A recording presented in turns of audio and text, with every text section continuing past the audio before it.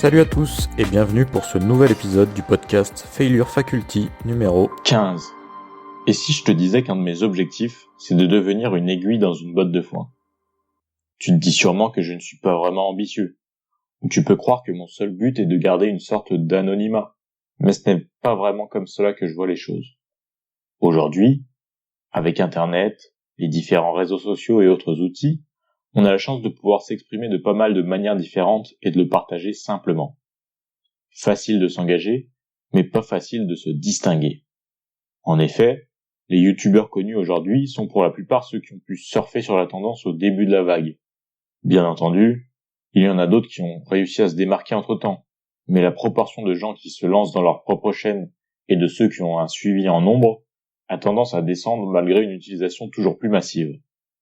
Certains ont pour objectif de rapidement augmenter leur notoriété en usant de tout ce qui marche actuellement chez les plus grands. Ils s'inspirent, voire plagient, mais en général, ils finissent simplement à être une brindille dans une botte de foin et à se noyer dans la masse. À vouloir absolument copier des personnes plus expérimentées, on finit en général par créer une version moins aboutie de quelque chose déjà existant. Je ne dis pas que s'inspirer d'un concept pour en tirer quelque chose est une mauvaise chose.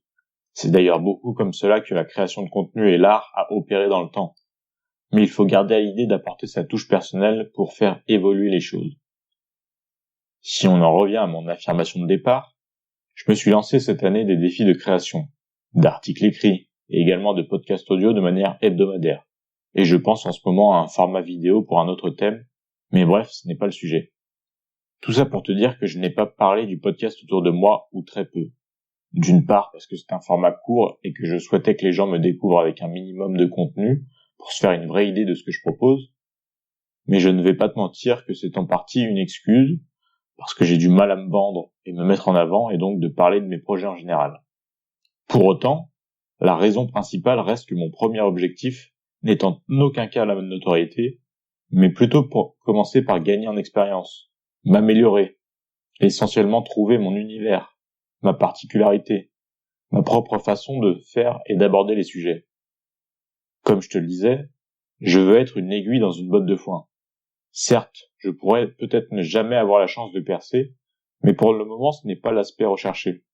Je souhaite tout d'abord me distinguer et pouvoir par la suite être suivi pour ma personnalité avant tout, ce qui me permettrait de pouvoir évoluer sans pour autant craindre de décevoir une communauté contrairement à un buzz instantané et la pression engendrée.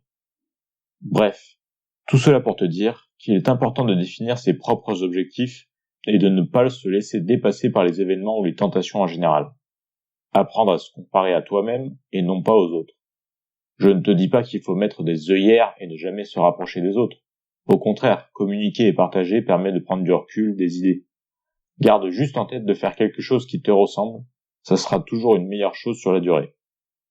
Je te parle de ça dans le contexte de la création de contenu, mais ça marche dans de nombreux domaines. Trouver ton métier par exemple. Tu peux découvrir une profession grâce à une connaissance, en gardant en tête tes propres attentes, et ne le vois pas comme un produit qu'on te vend. Suis ton instinct car c'est un investissement.